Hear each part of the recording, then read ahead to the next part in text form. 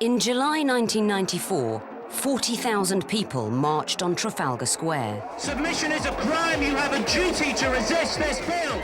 This wasn't a demonstration about war, poverty, or economy, however. It was about the right to get together and dance.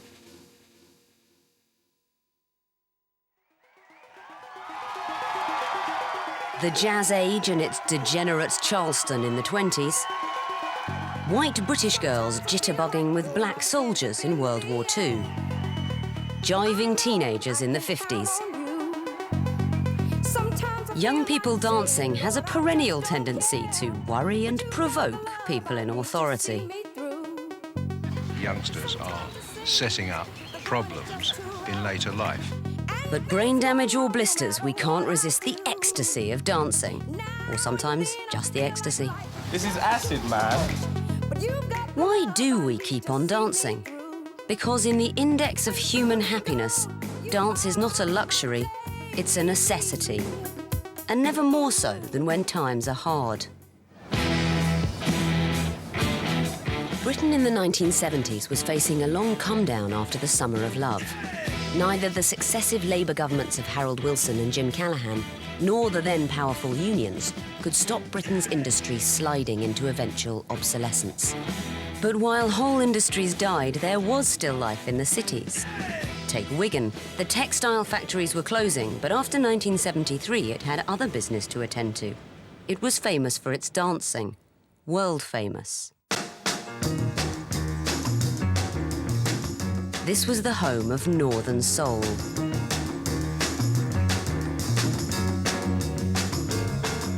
So basically, if you were interested in, sort of underground soul music, you'd have to organise yourselves and get on a bus and get to the only place that played it. Otherwise, you were going to sit in a club listening to Donny Osmond. There's a group of us of about 20 of us. We'd meet at the West End in Edinburgh. One of the guys had an old Ford Transit van, so we'd all jump in the back of that and travel all the way down to Wigan. Took about 5 hours to get there. It was a tough old crowd. It was very hard working class. A lot of kind of people who would have been football hooligans if they hadn't have found this kind of diversion. Fittingly for a scene that attracted so many labourers and miners, Northern Soul was all about digging. Digging for the treasure of rare American soul records. From the late 60s, northern underground clubs such as Manchester's Twisted Wheel and the Wigan Casino became the sole keepers of the soul flame. We'd all queue outside the main entrance, just desperate to get in, and as soon as they opened the doors, it'd be this big rush where people were getting crushed. People would stand on your head to get in because they knew that they would only let so many in at a time. Take it easy, please! Stop pushing out the back! And we were off, dancing all night long, from midnight till 8.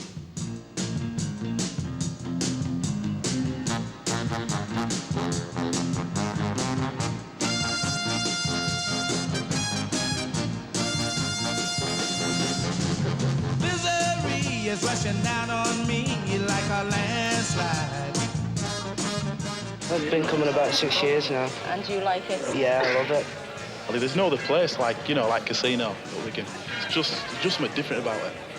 The atmosphere's different altogether, 100% different from anywhere else. We didn't travel for 8 hours on the back of a bus to go and meet a girl. We could do that in our hometown. We went there to dance. The form of dance that they have felt, which is from their soul, from their heart, of something they could do. And they didn't want to communicate to a girl because it was their own, it was something they wanted. I can understand that, but I think that they will grow out of that.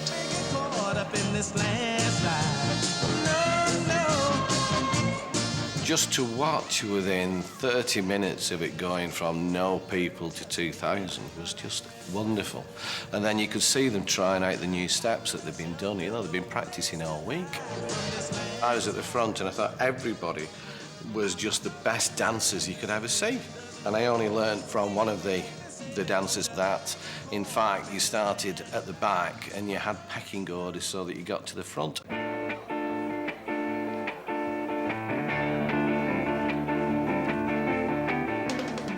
You can't even describe the feeling waiting for the weekend. You'd just be desperate. Time couldn't go fast enough. And the environment I'm from, working class environment, getting an apprenticeship, your life's laid out for you. You're not told that you can excel. Because when I was at school, A-levels weren't even mentioned, or university. I excelled at dancing, and that was something that gave you confidence. I think it appealed to men because they were able to take all their taekwondo, karate, kickboxing, sports skills onto the dance floor. It was a macho thing. It wasn't about flouncing around and looking girly. They could still be big butch men, because remember, this is in the north. Most of the men up there were miners, builders. So it was a way for them to express themselves and still be men.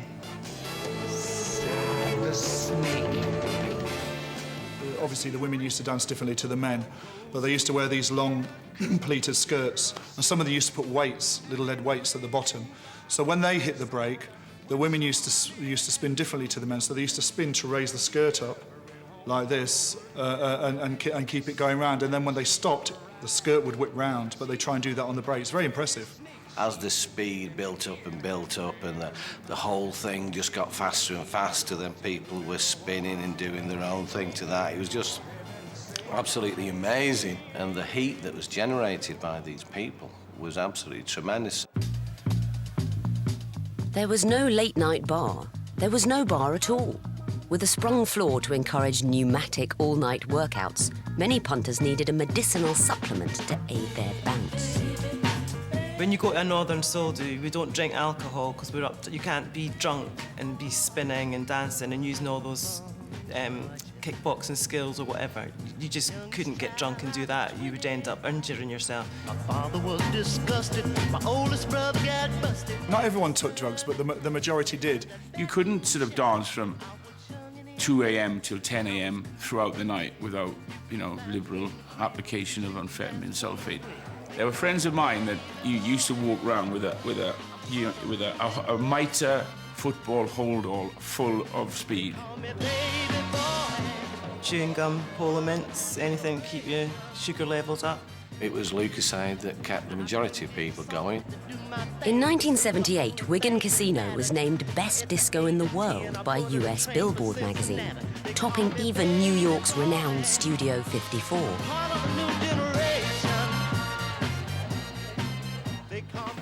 Wigan shut down.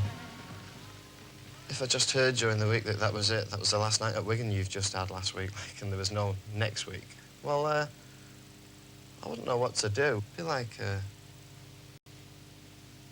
instant nostalgia. That would be it. You think, God, I'm going to be looking back for the rest of my life. On December 6th, 1981, town council leaders closed Wigan Casino to build a civic centre. Derelict, the casino burned down a year after it was closed. The civic centre remains unbuilt. Northern Soul had been about preserving soul's roots. Disco, on the other hand, was about taking the same soul roots and perverting them. Le fric, c'est chic. Disco was where Britain first saw the future of dance, and the future of dance was sex. This insistently sexy music came from America. In the ghettos of cities like New York, discotheques were the Friday night fantasy playground for mostly black, Latin and gay dancers. So when the disco scene started in Britain, it was an imported delicacy. It was underground. You had to seek it out. The clubs that were actually hip and worth going to were predominantly gay. There was something about gay men just getting on with dancing on a Friday night. And so we would watch them, pick up on that, and it was just a great place to just go and dance and dance and dance and sweat and sweat and sweat. The atmosphere of sex was everywhere. You want to show them that you're making an effort, you want to touch them all over. Where can you do that but really up close and personal on the floor? And if anybody out there is interested, great, you've scored. There was no AIDS, there was no fear. Just the rhythm of disco designed to relocate your heart down into your pelvis. Gay or straight, people moved to disco's pulse. Can you calm down for a second? What are you thinking about when you're dancing? Sex appeal, is that what it is? These people were there to get laid. I mean, that was why they went out at night. Show us. its appeal was the fact that it was dancing in couples again. And no, you know, there'd been generations of kids that hadn't done that. The only substitute for dancing is my girlfriend, I must say, because it is so beautiful. Since the twist in the 1960s, dance had been about freaking out, doing your own thing, in your own space. Now people wanted to freak out next to each other. It was that hustle. That was it for me. The hustle brought back people dancing together again in a really sexy way, too. In the hustle, which is growing in popularity and complexity, there are signs that the boy is prepared to dance with the girl once more. The other great dance innovation was the bump, because and it brought back contact again. It wasn't just about having a good partner who you can just keep bouncing off of. It was being in the middle and having two partners. So you're going from one side to the other, and you've got to work twice as hard as everybody else to keep it all going. That was what the bump was all about. Depending in which club you were in, it got ruder and ruder and ruder as it went on. The emphasis was on the arse. I mean, there was no question. That's what the bump was about, your arse. Then, in 1977, disco's big bang. Saturday Night Fever, I think, has influenced the discos quite a lot. Based on a short story by British journalist Nick Cohn, Saturday Night Fever told the tale of a working-class kid from Brooklyn taking Manhattan's disco scene. People saw the movie on a Wednesday and went to a disco for the first time on a Friday. Britain sweated with night fever. I went to see the film 25 times. After Saturday Night Fever, I wanted to dance like John Travolta, and I needed to learn that dance routine. Worldwide, the film grossed the equivalent of $250 million today. The Bee Gees' accompanying album became the best-selling soundtrack of all time. And in the new disco stampede, those British kids who'd enjoyed the secretive underground intensity were bumped from their own dance floors. Well, it was a new thing for a lot of people.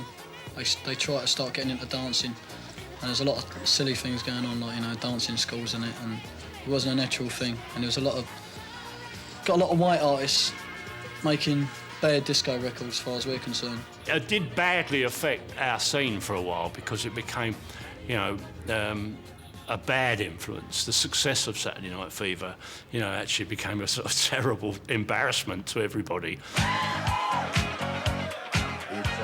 Our room would be taken up. We'd be trying to have a bit of a dance, but somebody going, it was like, it was just awful. It just ruined the whole thing. A 1 and 2 and 3 and 4. A 1 and 2, a 1 and 2 and 1 and 2. It's advisable, first of all, to practice a little set sequence, to coordinate your hands, your hips and your feet to the music. A 1 and 2. The desire to be dancing kings and queens drove Britons back into the arms of dance teachers in a way that hadn't been seen since the 1930s ballroom craze. We ran big workshops at Hammersmith Pally, having 500 teachers at a time from all over the country. We taught them all the routines. If you come somewhere like this first and then learn just a few basic steps, it helps you when you go somewhere else, perhaps a disco. Come on, right up to the ears and drop right down into the back. We introduced the disco actions to everybody, and the children just lapped it up. They loved it.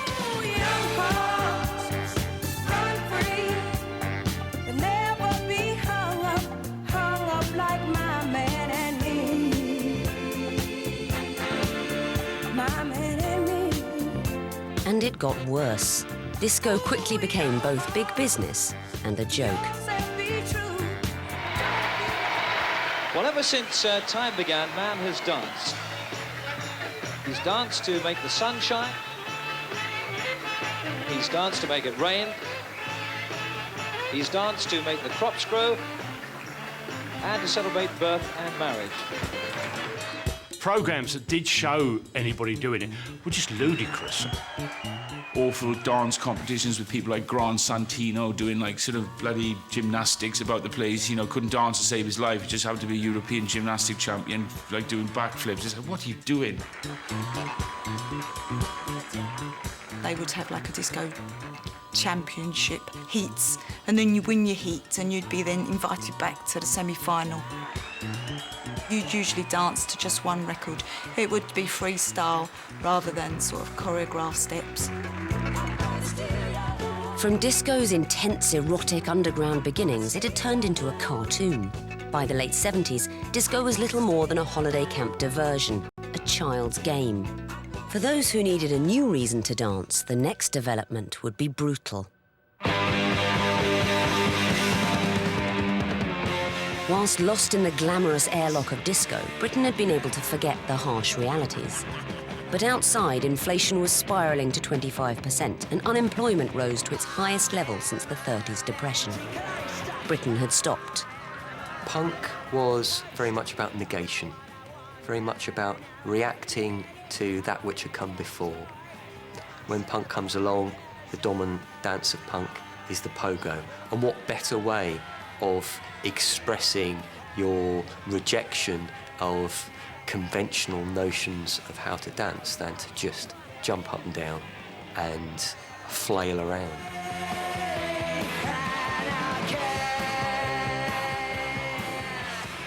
It's accepted popular opinion that Sid Vicious did indeed invent the pogo. Yeah, I started it because I hated the Bromley contingent, and I invented a dance that would involve being able to knock them all over the fucking 100 Club.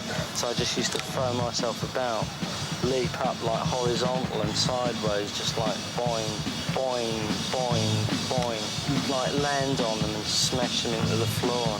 Everyone wondered what he was doing because he did look so extraordinary, Sid. I mean, even in those days, I mean, he was the quintessential punk icon lookalike. And as a result of that, I think people just copied him. It's not violence, it's just excitement causes it most of the time, you know. When we're playing, people get excited and worked up. That's because people aren't even used to people standing up and jumping around. They just want them to sit down all the time. And as soon as anything other than that happens, they get really kind of shocked. It's considered violent. Yeah, it's cool. If someone stands up there and goes, yeah, it's... He's starting. Go, get him out. I saw people doing this really moronic dance. They just jumped up and down and bumped into each other. And it was pure Herbertsville, really. But aggression is a fast-burning fuel.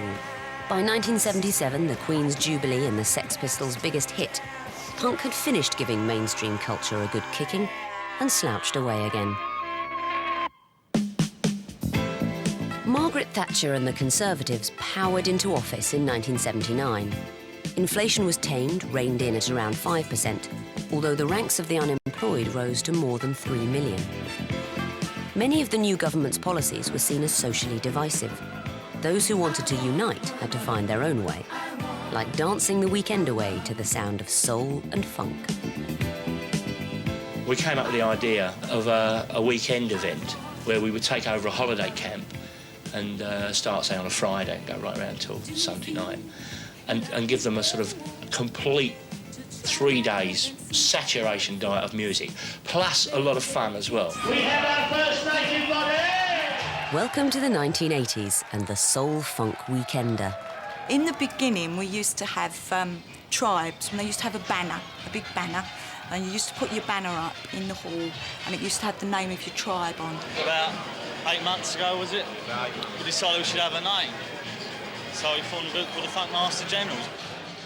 Then there was the Paddington Soul Patrol, and they used to wear maroon T-shirts. And then at that time, I wanted to be a little bit different, so I used to wear the black gloves, and I used to dance with another guy called Errol, and he used to wear the black gloves. So there used to be about 2 of us. Then there was a few more girls who used to come along, and then everywhere we went, we just used to have the black gloves, so it was sort of our symbol. And there was a definite formation dance that everybody used to do. I don't know where it came from. Someone would just start doing this dance and someone else would join on. Those was definite steps.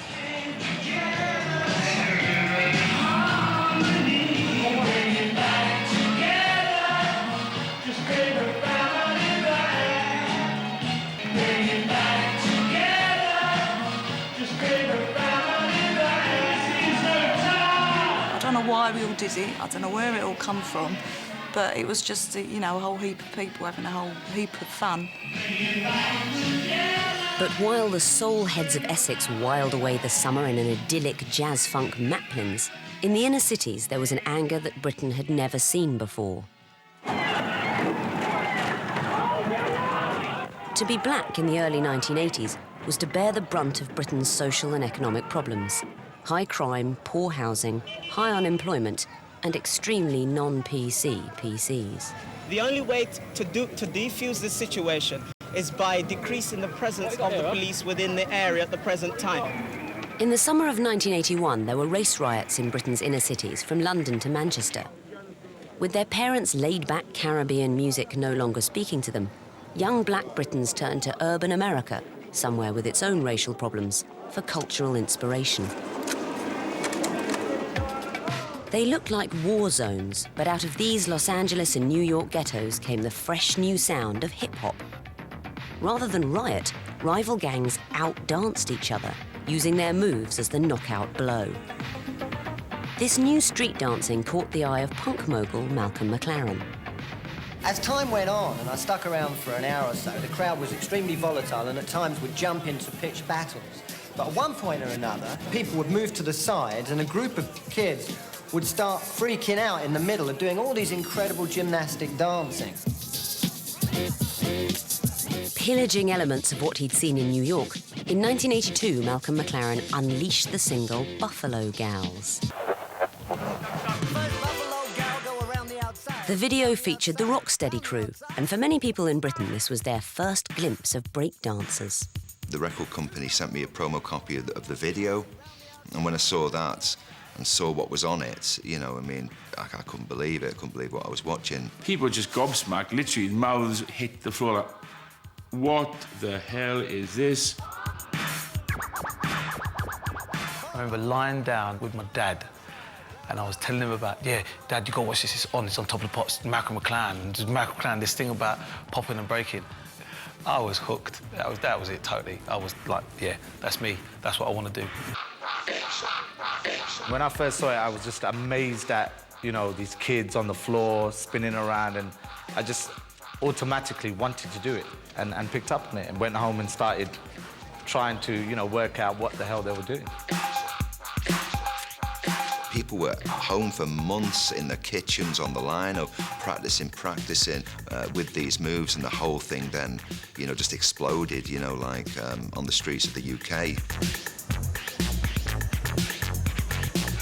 Instead of us going in the park playing football, we had this dance that was brilliant, you know, and it was all attitude. It had an attitude. The street gave us kids an attitude. Breakdancing was like a style where people would go down on the floor and do spins.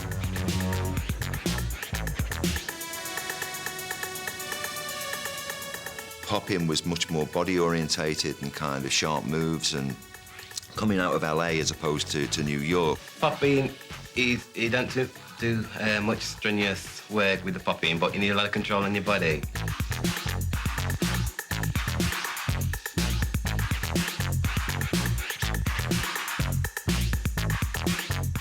Well, when you start, you crick your neck and things like that, but never seriously. What would you say when you say crick your neck? What do you mean? Did it crack or? No, you can't move it. You just can't turn it.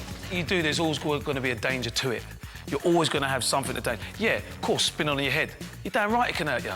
If you do it wrong, there is a possible chance you could break your neck. The sort of problems that I can envisage are spondylosis, which is an osteoarthritic condition affecting the spine, and which will be set up by this swivelling on the mat, such as they're doing here. It was getting big, couldn't control it, had to control it, so let's control it by saying it's dangerous.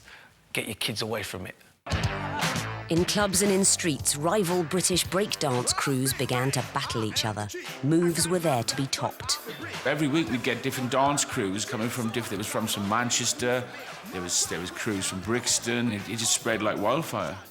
Somebody would go into a move, and somebody, you know, from another crew would respond to that move and better it, and a whole huddle of people had developed around that become like an arena.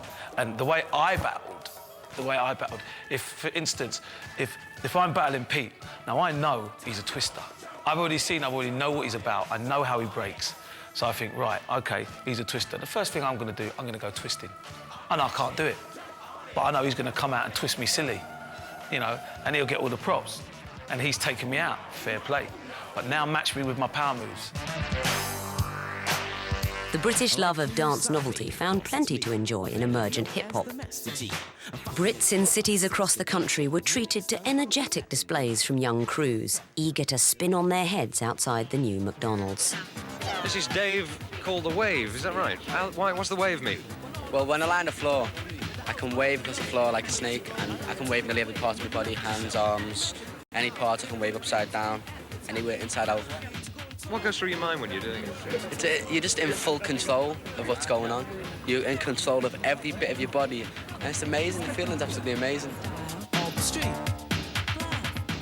In many ways, breakdancing, as seized upon by so many young British kids in the 1980s, opened up a new way for Britain's tense communities to communicate. This was at a time, you know, still a very racist time in the UK. It was only a couple of years after the race riots of 1981, and tensions were still high and everything. And there was definitely, you know, a kind of exchange going on. It did wonders for race relations. Will you be doing it again? I'm far too over that sort of thing. I should have to go to an osteopath after that. If breakdancing could put your back out, then a dance called headbanging had to be bad for you. This is a picture of the neck where it's attached to the base of the skull here. And in the whiplash movement, this is the area here at the base of the brain which may be damaged. Heavy metal is the most popular current form of pop, highly amplified music characterized by heavy and insistent thudding. So heavy and insistent that it's mainly young, male, denim or leather-clad fans respond in the only way possible, by banging their heads in time with the music. The media began to voice concern about the detrimental effects of headbanging as Britain's youth used their skulls as cocktail shakers. If it is severe, there could be brain swelling, with clots forming, compressing the brain, and in a severe situation, the patient's demise.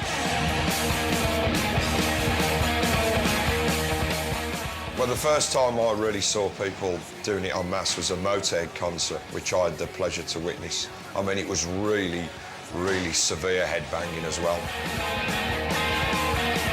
It was almost like palm trees in a hurricane, you know, that's what it was like, just so random. You're talking about probably 10 rows of people just looked like their heads were coming off their shoulders. How do you feel when you shake your head? It's got balls to it. Like someone's taking your brain out. You know, you just feel like, you know, you own the world. Every time I headbanged, I definitely felt not the full ticket afterwards. I mean, like 1 or 2 people have died through headbanging, but how many people have died of heart attacks or disco dancing or something? How many people have been run over by cars? Don't think about it once the band starts. I mean, it's just so loud, it just goes through your head. You're just joining the music. But how could this kind of dancing be dangerous? Because dancing can always be a prelude to sex. And in the 1980s, sex could be deadly. The latest name to be added to the list of sexually transmitted diseases has cast a deadly shadow over gatherings like this one of young people dedicated to the high life. The acquired immune deficiency syndrome, AIDS for short, is a mystery. The only certainty is that it kills. AIDS was originally seen as a gay disease, but soon the government realised that straight dancers had casual sex too. You fancy coming back to my place?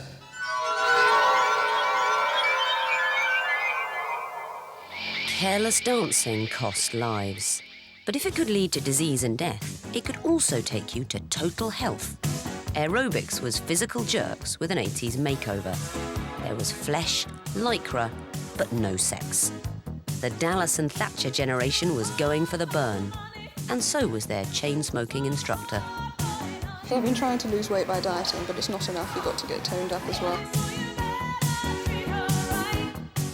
Well, I like to try and keep fit. It's very difficult because I'm the chef in the kitchen, and with all the food, you know, it's very tempting. So you've got to do a little bit of exercise to get rid of the weight. No one could grow quietly fat in their own home. The new VCRs and breakfast TV gave you aerobics anytime, anywhere. You could have the Green Goddess with your Rice Krispies and Jane Fonda in Rhonda. And then, thanks to The Hitman and Her, you didn't have to leave the house to go clubbing. This late-night TV series brought the provincial night spot to you. Good evening and welcome to The Hitman. Tonight we're at Follows in Liverpool. Disco, sex and Northern Soul's passionate discipline had gone. Hedonistic self-expression seemed socially unacceptable. The dance of the day is a half-hearted shuffle. Everyone seemed to have forgotten how to dance. Thank goodness, then, for clear dance instructions. Push pineapple, shake the tree. Push pineapple, grind coffee. To the left, to the right, jump up and down and to the knees. From Knees Up Mother Brown to the Hokey Cokey, the British have always loved a dance that comes with directions and requires little in the way of coordination. The rise of the package holiday in the 70s and 80s generated even more novelty dance crazes. I think what happened when you took the working class weekend and the working class holiday to places like Spain, you certainly picked up indigenous crazy dances, Agadoo, Birdie Song and so on, which have populated the television screens for about the last 30 years, are actually from that kind of working class holiday abroad.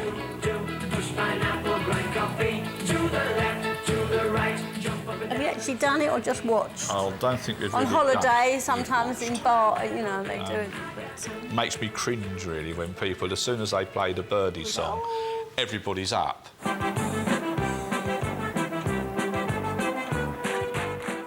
I think certainly where the breakdown of community has occurred, which is in many working class communities over the last 20 or 30 years, in some ways it's a kind of magical recovery of that community. The events that happened, say the working class wedding, those things happened at a time when people actually weren't living together. The community was being broken up. So in some ways, you know, there was a kind of celebration of those things.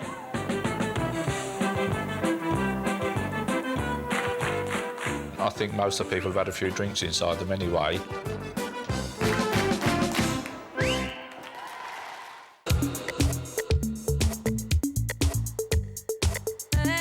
And there was another souvenir brought home by holidaying Brits, Acid House.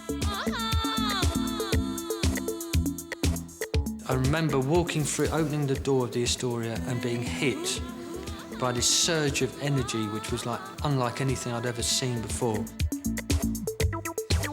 The wide-eyed stares, the slight lack of control. Eat-up white kids who, you know, like kind of with smiley T-shirts and bandanas on. Acid House was the movement that took a whole century and a whole world to create.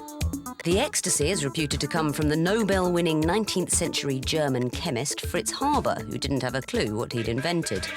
The mid-80s electronic dance came from Chicago and Detroit, and then mellowed on the Balearic holiday island of Ibiza. And the clubbers who were to fall in love with this new iridescent idea came from working-class Britain. Unable to wait until next summer for their next hit, they simply brought the Midnight Sunshine Acid House back with them to clubs like Shoom in London and the Hacienda in Manchester. This was the start of British dance's most creative, most lucrative and most controversial moment, rave. Saturday night in South London, hundreds of young people are gathering for the latest craze, an acid house party in a disused warehouse. Where do you think you're going to? Mystery tour.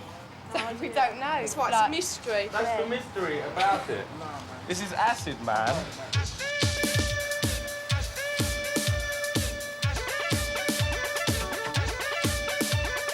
People were travelling and driving to old warehouses or old mills.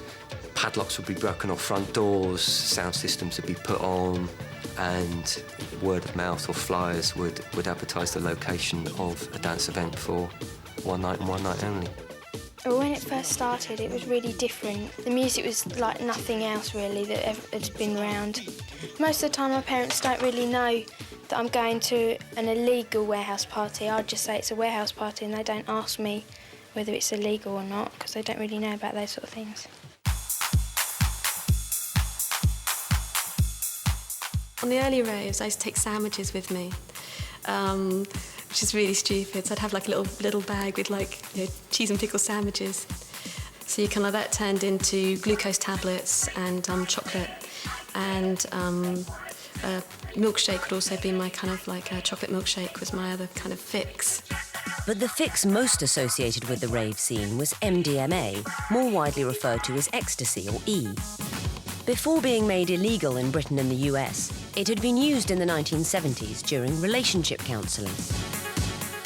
Because the ecstasy was, you know, was a drug which made you far more open and far more receptive. It wasn't a drug that made you aggressive or made you violent or anything. It completely the opposite way, and that's why people were on the dance floor and some would say felt part of everything, felt connected to everybody on that dance floor. For some people, taking an E made the difference from them standing at the bar and being boring to actually like getting out and becoming part of the group. Ecstasy got rid of your inhibitions, and suddenly everybody was just out there dancing, which is why you got some really good dancing and you got some really crap dancing.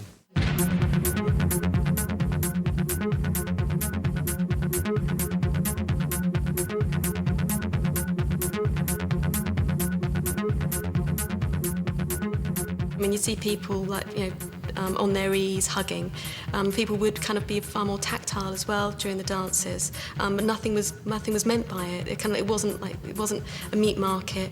It wasn't where people were going out to pull. It was like how many hours have you danced for was kind of like, you know, the aim of the game. And if you weren't there to dance, then there wasn't really much point in you being there.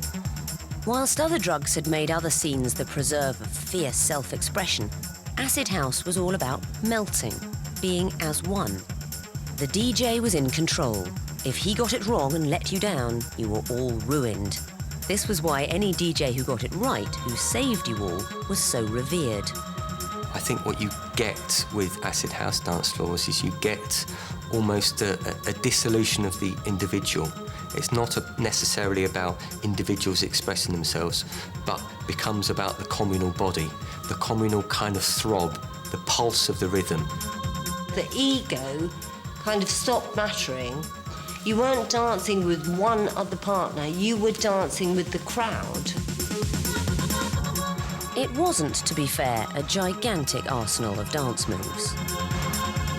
If you've been up for, say, 3 days and your legs aren't working anymore and you're so tired, you can still sort of do this and feel like you're kind of getting into the track. And depending on how fast the beats are, it's and how often you're flicking your arms. And when you're flicking your arms and sort of trying, you know, you're picking out the tunes or you like that beat, your hand's doing this sort of movement and it kind of automatically, you know, starts to look like you're doing a box. I think a lot of them were just really tripping off their box. So I think they were just like kind of had their own little world where, you know, where it was seemed quite natural that you should have a dance that entails putting a screw into a wall, all that stuff. Inside, wide pupils, day-glow T-shirts, and a family of chemical children playing love games. Outside the warehouse doors, the increasingly hard times of the late 80s recession. Long-established industrial communities were about to take a final fatal blow, while Britain's youth held hands, hugged, and danced the night away. I don't think it's any coincidence at all that after 5 to 10 years of Thatcherism, we see a reaction against consumerism, against individualism, and a desire to reconnect. You know, in retrospect, it's very easy to see that as a way that people formed communities in an otherwise quite alienating world. But as acid house grew in popularity, it wasn't the sense of togetherness that outraged the tabloids. It was several thousand trespassing youngsters off their heads on ecstasy every weekend. Police moved in around 8 o'clock last night. Instructions to the officers were to arrest the people to prevent a breach of the peace. Serious breach of the peace. A lot of the panic around rave was the idea that it looked like there was no thinking going on. The tabloids said that people were acting like zombies, and I suppose in a funny kind of way they were. I'm spraying these people because their body heat has risen to such a temperature that it needs to come down again. It's like if you feel this guy here, if you just feel his arm, it's like, that's hot. That's about 2-3 times hotter than it's supposed to be. Do you know what I mean? It's like you got some serious piece of fever. Watch the jaw, watch the jaw. That's the ecstasy. The idea of mass illegal drug misuse was seen as a problem. MDMA was illegal, Class A drug, and the police on the ground certainly moved against it. I don't think police overreact. I think we are faced with a situation that parents and social organisations read this publicity and say, well, what are police doing about it? As is the fate of every youth cult, acid house was demonised. The government drafted legislation to stop the dance parties. The ravers protested with the biggest and indeed only weapon they had, rave, on the streets of London.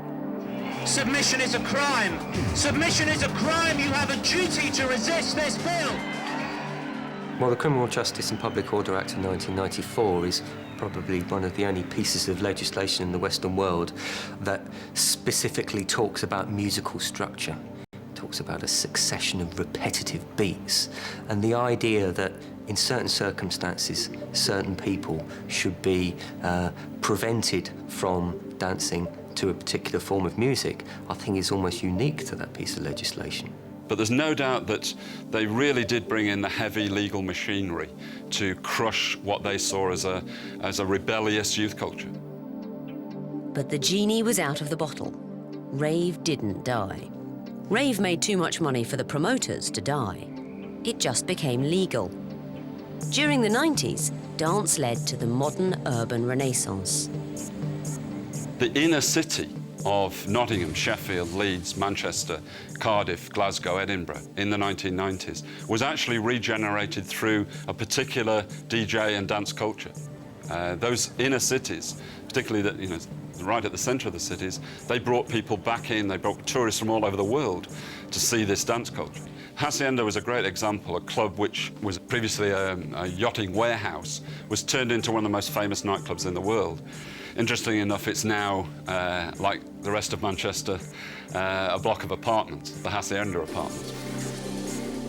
But for all the social analysis and luxury flats, for many, rave's legacy was personal and permanent.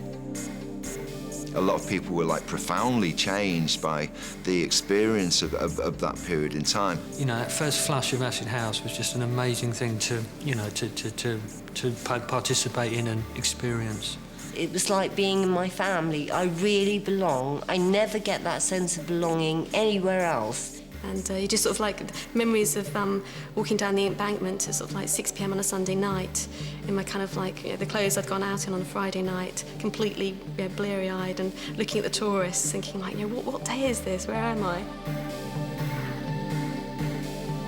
The rave scene defined British dance in the 90s. Something of which the new Labour Prime Minister, Tony Blair, was very aware.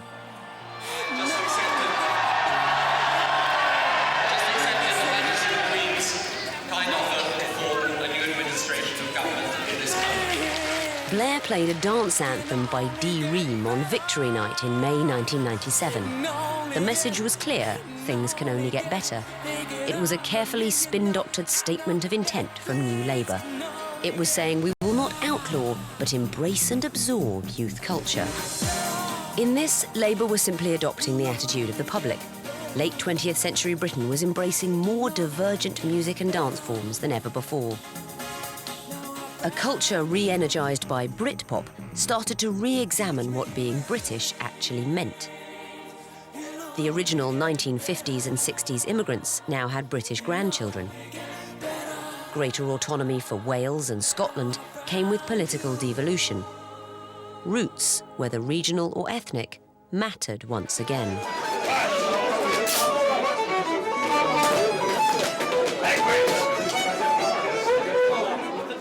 It's more important than ever where you live and the community that you live in, and in some cases the defending of that community where you live has actually become more and more important. It's all to some extent about keeping the tradition, keeping the faith. It doesn't mean to say that you can't reinvent those forms. In the folk dance world, I think over the past 10, 15 years has been a fantastic interest, particularly by young people. They've taken it up with lots of variation.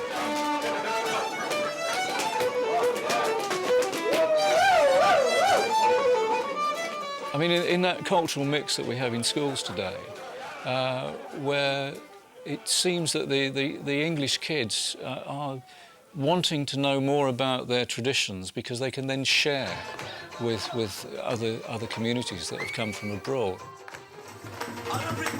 Something like Bhangra. In the 90s, you got a huge increase in that sort of music being played live, but also mixing that with really quite modern dance forms.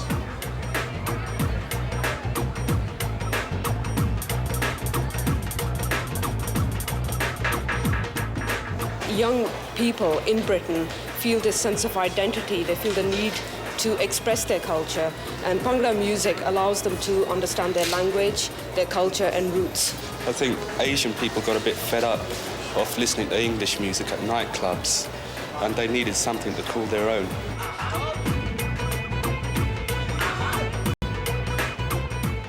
Talking in the case of British West Indians or British Asians, second or third generation, people who've not only been born here, but their parents have been born here.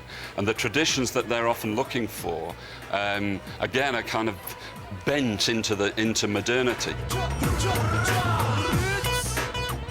It's a really interesting way of moving the musical form and the dance form forward.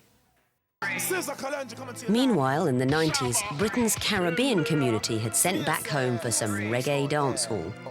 Like the people, this dance form's roots are in Africa. But the basic movement of the body is all the characteristics that you'll find out of Africa. The flat feet, the bent knees, the bent elbows, and of course the pelvis, because life force begins down there. In Africa, the dances, all dances, reflect the environment, whether you're springing like an antelope or moving like a snake.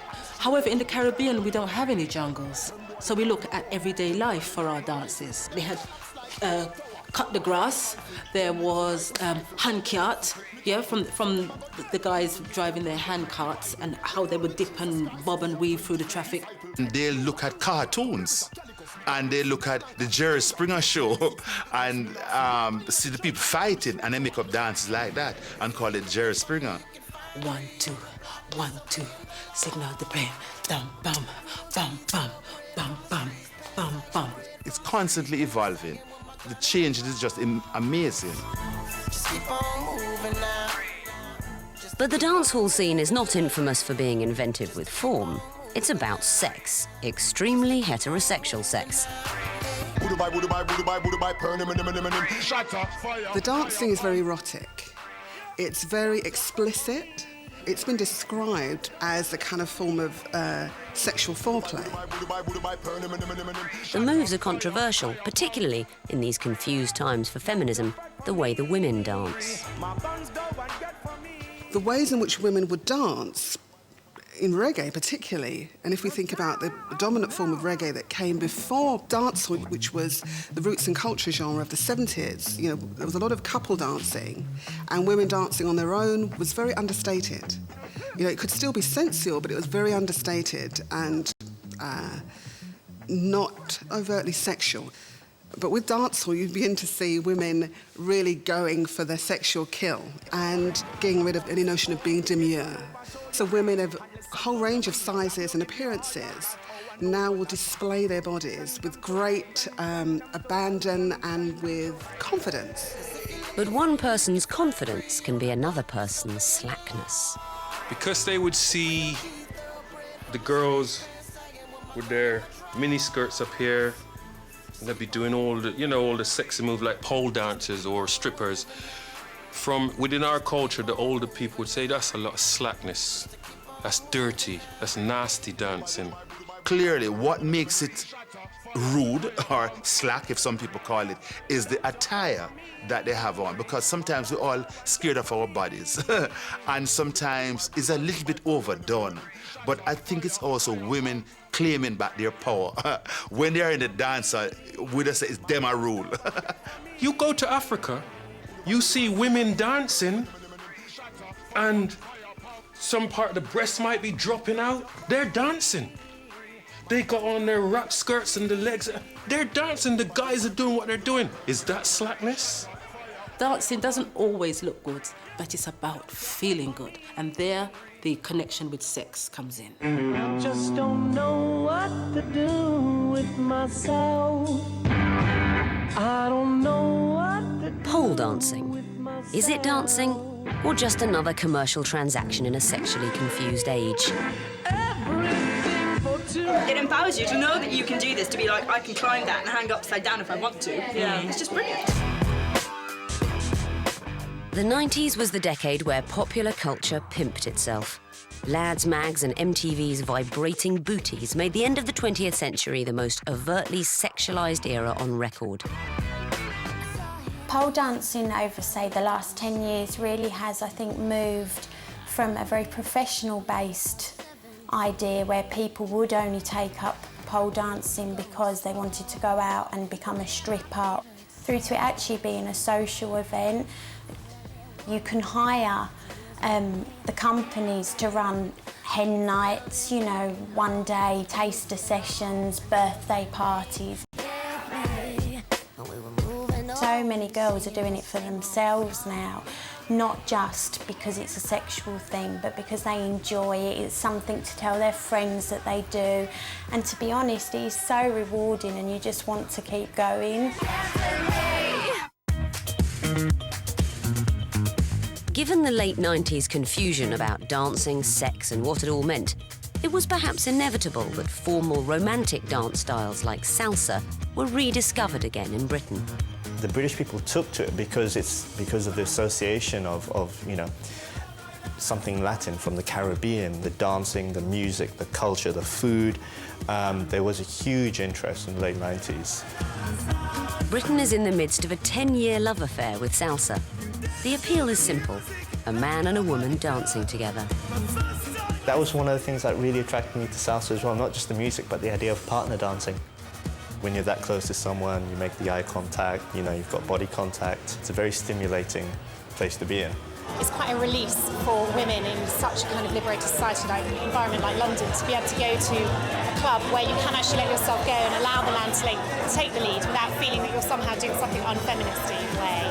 And at the same time, it can be quite empowering for women as well. So we still love the intimacy of romantic dancing. Even though British people are more reserved, they still want an outlet for it. And, you know, they could see that it was a passionate dance. You could, you know, throw some attitude into it and be a bit wild. But they feel that they can only do it in certain places. And salsa was certainly an avenue where you could release that, that pent-up emotion and passion. People mistake that whole flirtatious aspect of it with physical contact. Some people mistake it for something a bit more real. What other dating agency can you join where you go somewhere and automatically you have physical contact with somebody? I wouldn't say, you know, British culture has changed entirely, but I definitely seen salsa clubs, people who've been dancing salsa, who've come out of their shell. Who are more expressive in other parts of their lives, who have grown more confident.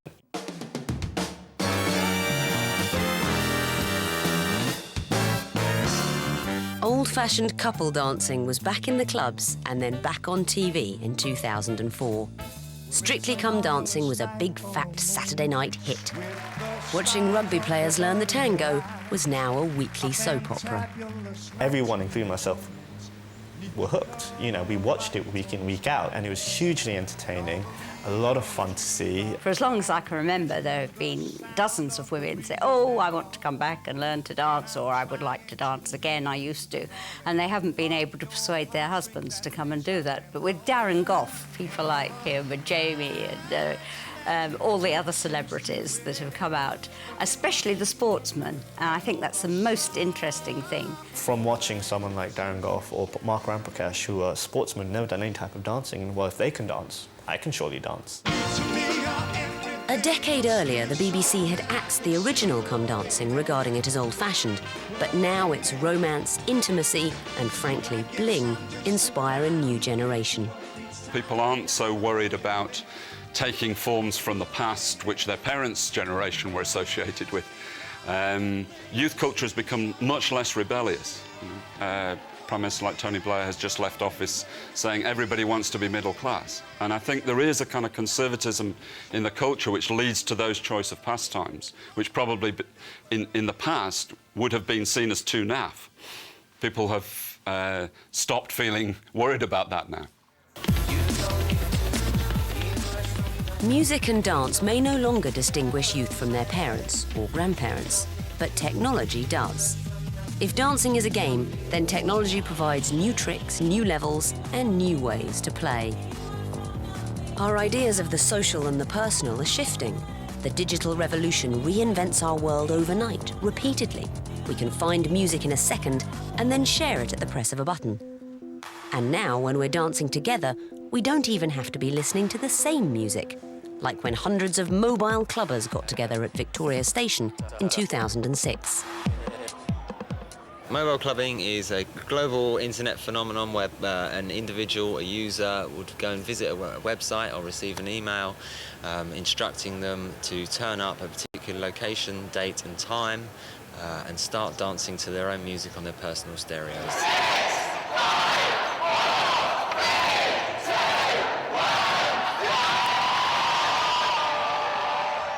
A whole idea of the secret subculture, the idea that no one else knows about it, which is what happened with illegal raves in the late 1980s, is happening again. It's a way of actually getting people together, the subculture together, and differentiating it from other people who don't know about this.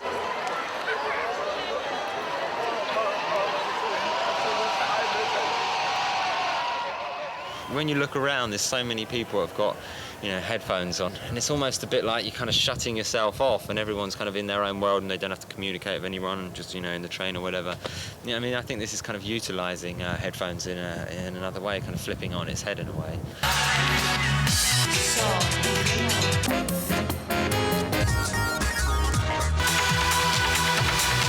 It's just so awesome. Everybody's listening to different music, but everybody's on the same vibe, just going, whoa! It just seems innocent.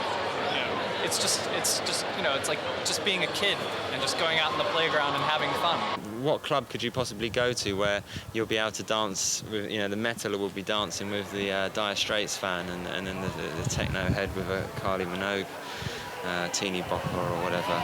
We can precisely create our own musical worlds, but the basic human desire for getting together with others remains exactly the same. The thing I really liked was when I saw the people dancing together. I thought that's what made it interesting for me, was that it broke through anyway. You can't just dance on your own, and eventually people did start sharing their earphones and dancing together, and I loved that. It was like, you can't fight it. No, you can't fight it. Because whatever bombs and bills and socio-economic ills have tried to stop us, we carry on dancing. In some ways, we dance because things change. New laws bring new opportunities, new people bring new beats, or new ways of thinking inspire new ways to express ourselves. But in other ways, we dance because some things are always the same. For hundreds, even thousands of years, the same things have thrilled us.